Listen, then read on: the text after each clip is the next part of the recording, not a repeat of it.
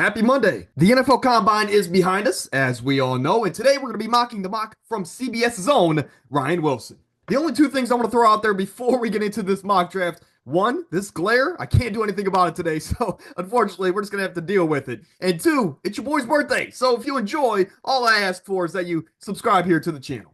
But let's get into it here, man. Let's not waste any more time. Ryan Wilson, we know he pumps out a lot of these mock drafts. So, hey, this can go a lot of different ways. But hey, the combine is behind us, man. Let's get into it here.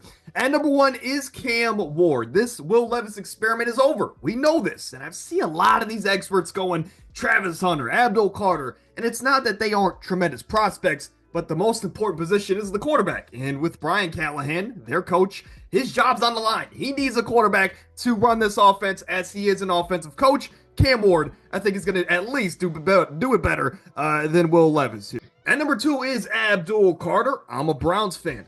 This is the pick this year for my Cleveland Browns. I don't want a quarterback, no matter who. If it's Cam Ward, Shedeur Sanders, they're not going to fix our situation. We need to rebuild this foundation for whoever we decide the next quarterback of the future is. So Abdul Carter, I think, is a great start for that, addressing probably the most important position on the defensive side of the football. Now for the Giants, they do go with the glitz and the glamour, but they don't go Shedeur Sanders. They grab Travis Hunter, man, a guy that can fill a lot of different needs. I'm in the camp that he is a cornerback, and then he's going to be a slot receiver offensively, or at least mixed in there at different stretches of the game. So Travis Hunter can't go wrong for the Giants. You get a do-it-all player, one of the best prospects we've ever seen. Now at number four, it's a bit of a shock. Kelvin Banks Jr. out of Texas. And I say it's a shock because I think it's a shoo-in, where if I've seen so many of these, where if it's an offensive lineman for the Patriots at 4, it's always Will Campbell because of the flexibility he brings. But I think that if you want the truest left tackle in the game, a guy that has a high floor and again a higher ceiling, Kelvin Banks out of Texas, I love that pick to keep Drake May off the floor. Of course, if you want a guy like Drake May to get better every single year and to progress as a quarterback, you need to keep him off the floor. So Kelvin Banks is a great pickup there.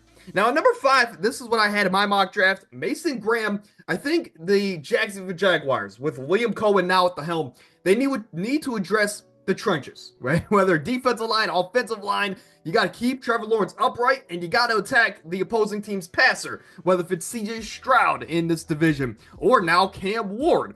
You need to get pressure on these quarterbacks, and Mason Graham might be the best player in the class, and you're getting him at 5 at a big position of need. I love Mason Graham there, and that fit there for Duval. Liam Cohen, I know I didn't do it justice. At number 6, this is where Tom Brady gets his quarterback, as well as Pete Carroll and Chip Kelly. Shedeur Sanders here falls to 6 for the Raiders. I think it's a perfect fit, man. He has that playmaking ability, but he's very accurate. And in a Chip Kelly / a Pete Carroll offense, you don't need to have the biggest arm. We saw it with Russell Wilson, right? You don't need to have the strongest arm in the game to have a very productive offense. Shedeur Sanders doesn't have the strongest arm, but he's accurate, and he has that getaway, that playmaking ability to extend plays when need be. I like the fit for the Raiders because they don't have necessarily the greatest weapons, but if you get your quarterback, now he can grow under Pete Carroll, who's a great development coach. And in a Chip Kelly offense, it's a very quarterback-friendly scheme. So, Shedeur Sanders at 6, love the pick there for the Raiders. Interested in the second round if they go and get a weapon. And if that is the case, who's it going to be? At number 7, Tetairoa McMillan. Big body, 6'5" wide receiver, going to the New York Jets. Now, it's a perfect fit. It is a new era here in New York here for the Jets, as Aaron Glenn is trying to lay this foundation. How does he want to set the tone, the culture going forward for the Jets organization? So, hey, getting a guy that's 6'5", he's going to fill in this Davante Adams role, which, again, he's probably going to get traded, Davante Adams. Aaron Rodgers is gone. Davante Adams will be gone. So we need to retool this offense a little bit. And despite not knowing who the quarterback's going to be, let's lay the foundation. Let's set this situation up as perfectly as possible. So when we do get that quarterback, well, he's going to have a pretty easy job from whenever he takes over. Tetairoa McMillan at number 7. I like it to the Jets. Gives them another dynamic option offensively. Now, at number 8, Carolina's up, and hey, they just need best player available. And I think they get a player here, which is America's favorite edge rusher in the 2025 class, in Mike Green, a guy that has progressed every year of his collegiate career throughout his journey, all the way to Marshall, and last year dominated for the Thundering Herd. I think everybody's falling in love with his tools. I think Carolina will see that, and they're going to draft him. This was my prediction in my last mock draft just about a week and a half ago. And Mike Green, again, you can't go wrong. Hopefully, I'll say this, hopefully, he could be your next Brian Burns. And though they don't play the same, hopefully the impact is the same, if not higher, than what Brian Burns was able to give to Carolina for many years. Hopefully this time also, Mike Green doesn't leave town. Now, at number 9 is the New Orleans Saints, and they grabbed one of the biggest combine winners over this past weekend in Jahdae Barron, a guy that I had going late first round to the Cincinnati Bengals, and after the combine, there's just no way he makes it to that point. Of course, 2 years ago for the Longhorns, in the Big 12, he was first team All Big 12, and he played as a slot cornerback. This past year in the SEC, he was on the boundary, and he was still first team All SEC. He's a baller. I love him. Might be a my guy in this year's class. And New Orleans, you just need talent on that defense. You get a pretty good one here, and he brings a lot of versatility. So Jahdae Barron to the Saints. Love that pickup there. Now, protecting Caleb Williams was a big question going into last year because we knew he was going to be the quarterback. They decided to not address the offensive line. They decided to get Rome Odunze. And now you have an opportunity to right that wrong. And not, again, I love Rome Odunze. He was my guy last year. I like the pick. I like the talent, like the player, right? But offensive line is still a big issue here in Chicago. I think Caleb Williams was sacked over 60 times last year. Let's get a guy that's versatile, but could also be the best offensive lineman in the class of 10. Will Campbell, like that pick there at 6'6", 323. Coming in a little bit bigger than he was before the combine. Now, this is a big combine winner, as we all expected, but Nick Emmanwori, a guy that I had in the late first round, potentially in the early second to my Cleveland Browns, but again, there's no way he's going to be there after the combine. At 6'3", 230, this is a guy that you could play in the box, right, as a run help defender, or you could play on the boundary because he has great instincts, great anticipation, and he could be a great coverage corner or safety at the next level. But this is a guy that you want in the box. In this division, he's going to be guarding these tight ends, these bigger wide receivers. He just brings so much versatility, but he also is an athletic freak that dominated the combine with a 4.3 40. Again, there's not a lot to not like. There's not a lot to dislike here with Nick Emmanwori out of South Carolina. Love that pickup for San Francisco. I think they still need to address that offensive line, is saying that Trent Williams is set to retire this year or next year. But again, going best player available, it's never a bad thing. And for the Niners, you get a pretty great one here at number 11. Again, athletic freak. At pick 12, Armand Membou, I think America's favorite interior offensive lineman. At 6'3", 325, this is a guy that can play guard with his shorter arms at the next level, but he can also play tackle with his athletic, ability. And this is a guy that goes to Dallas that desperately needs to address this offensive line, saying that Zach Martin recently retired. And you got a quarterback that's coming off of a pretty serious injury in Dak Prescott. So when he comes back, let's make his job as easy as possible. Addressing this offensive line is a great place to go. And getting Armand Membou, that is very versatile, is a great pickup there from Jerry Jones and the new head coaching staff there in Dallas. Maybe they could turn things around. This seems to be a shoe-in here, as Miami desperately needs interior offensive lineman. Tyler Booker out of Alabama might be the best one in the class. So he goes here to Miami, gives them a great piece here. I think it's a solidified day one starter, and if they're a contending team, this is a guy that might be able to be a Pro Bowler in year number 1, because I think he's that good there for the Miami Dolphins. At pick 14, I love this pick because on my other channel, I'll link it down in the comment section, I talk about it a lot. I wanted the Indianapolis Colts to call Atlanta and say, what is the asking price for Kyle Pitts? Because Atlanta wasn't using him at the time. And Indianapolis just has had this carousel of okay tight ends ever since Dallas Clark left town. And recently, it's what? Kylan Granson, it's Mo Alley-Cox. Let's go out there and get the bona fide number 1 guy in this offense, which is going to be Tyler Warren. And call me crazy, but I think Tyler Warren might lead this team in targets in year number one over a guy like Michael Pittman if he is the selection for the Indianapolis Colts. I think he's a great run blocker, so if you want to run the ball in Shane Steichen's offense, you can do that because he's more than willing to do that. But if you want to throw to him, you see his production there: 104 receptions, 1,200 yards, and 12 touchdowns. And that's just through the air. You can use him on the ground. You can use him in a lot of different ways. But he's a great run blocker, great receiver, and he's a great safety blanket for Anthony Richardson, man. Don't leave any room for excuses for Richardson going into next year. And Tyler Warren's a great pickup in order to address that offense that needs a little bit of a punch here outside of Jonathan Taylor. Now, at pick 15 in the middle of the first round, Atlanta decides to go with Shemar Stewart, another guy that was an athletic freak and dominated the combine. I think he had one of the top five, what was it, vertical jump scores ever at the edge position. He was up there with the Myles Garretts of the world. So this is a guy that is an athletic freak. He dominated in that department.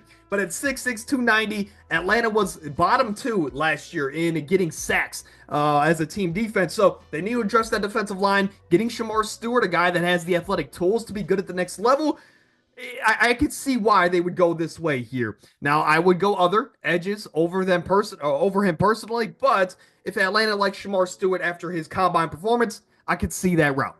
At 16, Arizona goes best player available in Jalen Walker. Now, I don't like this pick because of this reason. A couple years ago, you drafted a guy that you thought athletic freak. He could play a lot of different positions, and Isaiah Simmons. How did his career turn out? There's pros and cons to not having a set position because of the versatility that it brings. But on the flip side of that, you want to also draft players that are just so dominant at one position that you're guaranteeing yourself production when you draft them for your team at the next level. Jalen Walker has a lot of versatility. You can play him in a lot of different spots. But to me, after what happened with Isaiah Simmons years prior, let's go out there and draft a Walter Nolan, man. A guy that up front can just be a disruptor in the middle of that defensive line, and you're getting guaranteed production out of a player at 16, and he's also got a very high floor and high ceiling. I just like a guy like Walter Nolan or other guys at this spot over Jalen Walker. Not to say that Jalen Walker can't be a top of the first round pick, but I just think that with their experiment a few years ago, let's go a different direction. But I can see based on potential alone, going Jalen Walker, I guess makes sense there for the Arizona Cardinals. Now, it's 17, Coastal Loveland for the Cincinnati Bengals. I'm guessing in this scenario, he's not accounting for T. Higgins to be back in town. But regardless of if he is in town or not, this is a great pickup. Fills a big void. You're out of this carousel of okay tight ends. You get your bona fide guy, and he's a willing run blocker. So you can use him in a lot of different ways. And at 6'5", 250, massive catch radius for a pinpoint accuracy quarterback in Joe Burrow, man. So I like that pickup there for Cincinnati. At pick 18, we're going to go with Kenneth Grant for Seattle, out of Michigan. There we go. But this is an interesting pick here because last year you grabbed Byron Murphy. You still have Leonard Williams on the roster. You have some other guys up front here that had potential here for this defensive front for Seattle. Not that Kenneth Grant is not a tremendous player, because he is. I just think there might be a bigger area of need, like this offensive line, keeping Geno off the ground. But getting best player available, figuring it out later, could be the strategy for Seattle, and I like that pickup there, grabbing maybe one of, if not the best defensive lineman in the class, and that is, again, over his very talented teammate in Mason Graham. Kenneth Grant has the potential to be the best in this class, so to get him at 18, with Byron Murphy already on the roster, that could be a scary defensive line there in Seattle. Now, for 19, Jahad Campbell was a combine winner, and I think he's solidified himself, if there was any questions, as linebacker 1 in this class. You can use him as an edge rusher. You can use him as a linebacker. I think Tampa Bay gets the best of both worlds here, and you can do a lot here with Lavonte David going into next year. So Jahad Campbell at 19 for Tampa Bay, which desperately needs some pass. Now, this is a great pick here. Ashton Jeanty, if I see him out at 20 on anybody's board, I better see Sean Payton running to the podium to grab Ashton Jeanty, because we know he likes to run the football. but he can do everything. He can do a little bit of receiving. He's a great blocking running back, but he's also a beast on the ground. Last year, 2,600 rushing yards and 30 touchdowns as he led his team on his back to the college football playoff. He's a tremendous player in Ashton Jeanty, and for him to land up with Sean Payton, it's a match made in heaven. Now, does he get to this point? I don't know. But if he does, again, Sean Payton better be running to the podium to grab the man out of Boise State. 5'9", 215. He's built low. He runs lower. And this is a guy that I'm excited to see what he does at the next level. Now, Luther Burden finds his way to Pittsburgh here at pick 21. They need help outside of George Pickens. So getting Luther Burden at 5'11", 205, I like the pick because we don't know who the quarterback's going to be. But to get a receiver with so much potential adding to this offense, in an offense where you might lose Najee Harris this offseason, you need extra playmakers for whoever decides to be the next quarterback there in Pittsburgh. And getting Luther Burden, you got George Pickens on the outside, Jaylen Warren's ready to take a step up. I think it's just quietly, it's building into something special for this team going forward. And whether if it's Aaron Rodgers or Russell Wilson or Justin Fields, you got another dynamic playmaker in this offense that desperately needs them. So I like Pittsburgh going with the Mizzou wide receiver. At 22, Trey Amos is a physical man-to-man corner there in from Ole Miss going to Los Angeles. He goes to play in a Jim Harbaugh defense. I like this. He's a physical, in-your-face man-to-man corner. The things you got to work on, though, and this is why Jim Harbaugh is a perfect coach for Trey Amos, is his aggressiveness. Sometimes he's a little bit too handsy. Sometimes he gets too aggressive where some finesse wide receivers get by him. And since Trey Amos isn't the fastest corner in this class, he's already behind at the line of scrimmage. So given the fact that he doesn't have the top end speed that you like to see, you got to work on his aggressiveness, man. He has the length at the corner position that you like, but you got to work on his aggressiveness, man. Sometimes back off a little bit. Sometimes play mind games with the wide receivers. But outside of being too handsy, great ball skills. I love to see what he can do for the Chargers next to Asante Samuel at the next level. This defense also gets that much scarier. At 23, Mykel Williams falls down the board. I'm assuming this is because of his recent injury concerns. But going 23 to Green Bay, a team that just traded away Preston Smith, you like that pick. Fills a big void for Green Bay going forward, and it fits the mold, man. Don't draft any offensive players in the first round. Though I want to see them get some offensive line help, Mykel Williams does fit a big void on this defensive line. So like to see that there for Green Bay. 6'5", 265, all the potential in the world. Can't go wrong. Now 24, Malachi Starks. This was what I had them going with in my recent mock draft. Harrison Smith's getting up there in age. We need to address this defensive backfield as guys like Byron Murphy are free agents. Whether if we can bring them back or not, we need to add talent to this defensive backfield.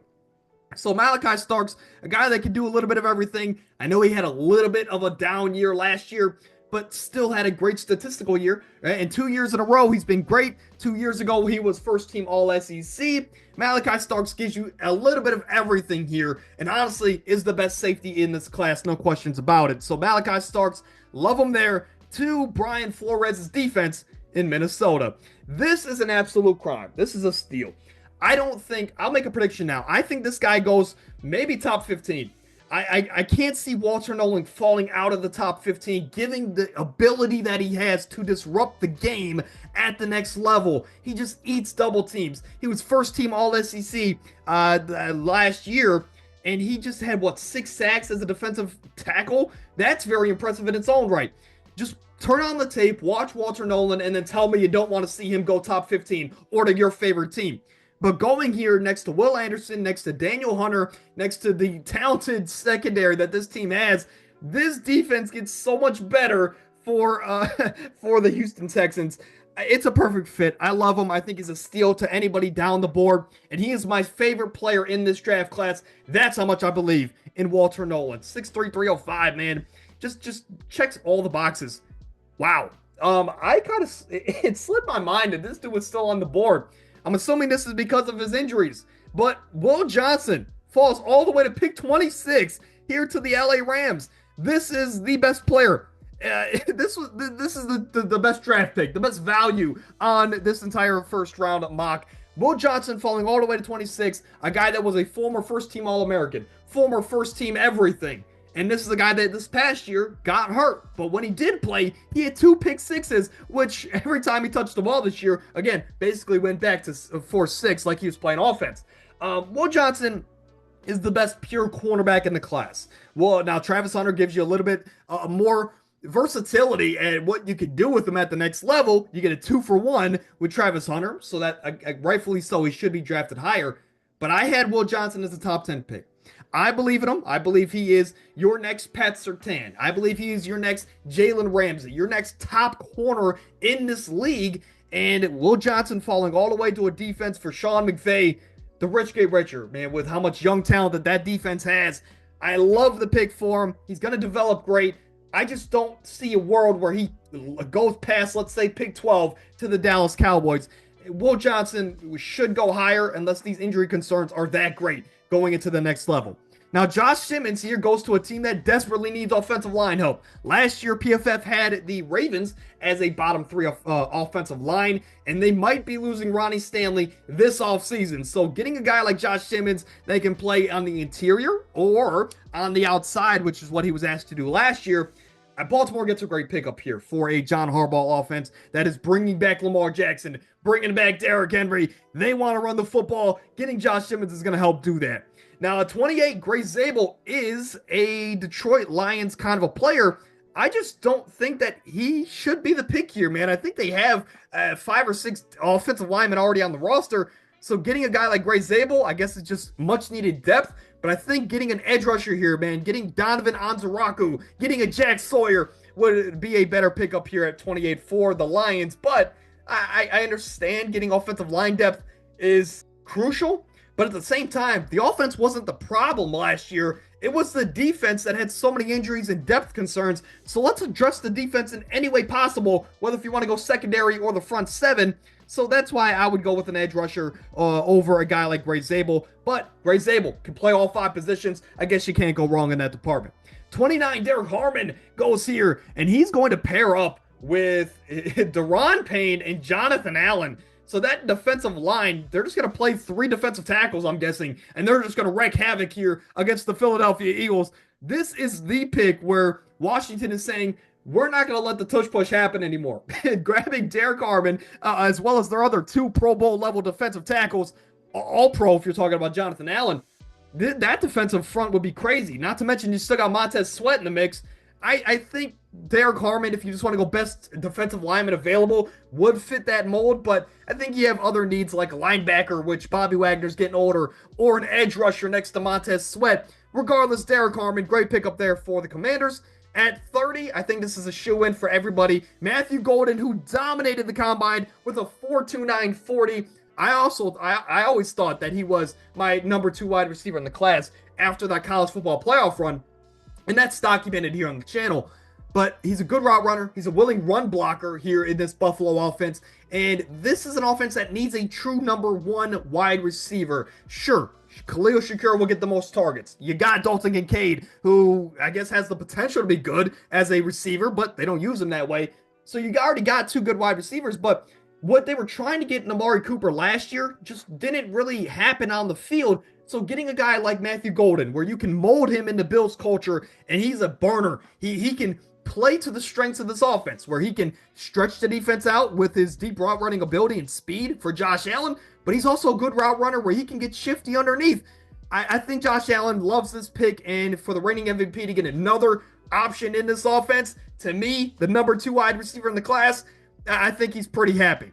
Now, at 31, the Kansas City Chiefs, of course, a team that was trying to three-peat, couldn't do so, and now they're trying to copy the team that beat them in the Philadelphia Eagles by just grabbing defensive line talent in Darius Alexander, a guy that came out of nowhere at Senior Bowl weekend and then dominated at the Combine. You like to see it, 6'4", 310. You need a replacement for Chris Jones eventually, or hey, at the bare minimum, just adding more talent to this defensive line is never a bad idea.